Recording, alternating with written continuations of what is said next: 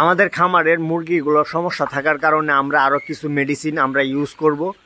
সমস্যা আমাদের খামার, আমাদের শিক্ষা কিন্তু আপনাদের, একদম ফ্রিতে শিখতে পারবেন। অবশ্যই ভিডিওটা কন্টিনিউ করবেন আর লাইক করে দিয়েন, সাবস্ক্রাইব করে দিয়েন। অনেক কষ্ট করে ভিডিও বানাই শুধু আপনাদের জন্য।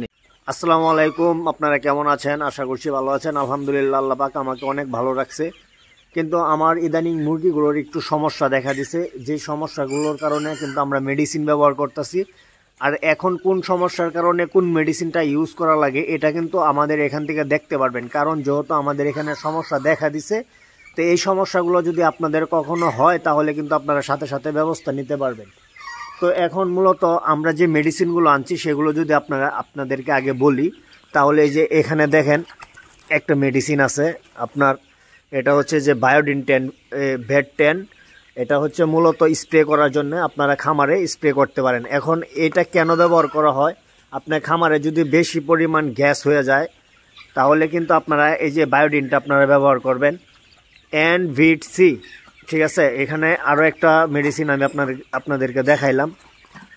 ঠিক আছে, আবারও বলি, এই যে NVC, এই মেডিসিনটা হচ্ছে কিসের জন্য ব্যবহার করা হয় আমি পরে বলবো। আর এই যে নিওবায়োটিক, এখানে যে ওষুধটা আছে এটা হচ্ছে মূলত একটা পাউডার।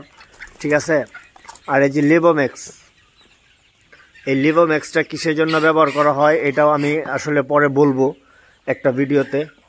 তো এই যে প্যানামিন, ঠিক আছে, এই প্যানামিনটা মূলত একটা ভিটামিন।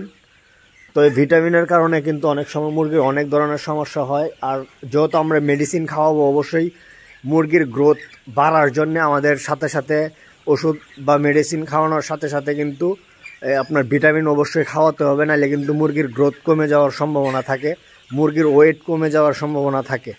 ঠিক আছে, তো আজকে ছোট্ট করে একটা ভিডিও বানাইলাম আর মেডিসিনগুলোর সাথে আপনাদেরকে পরিচয় করায় দিলাম।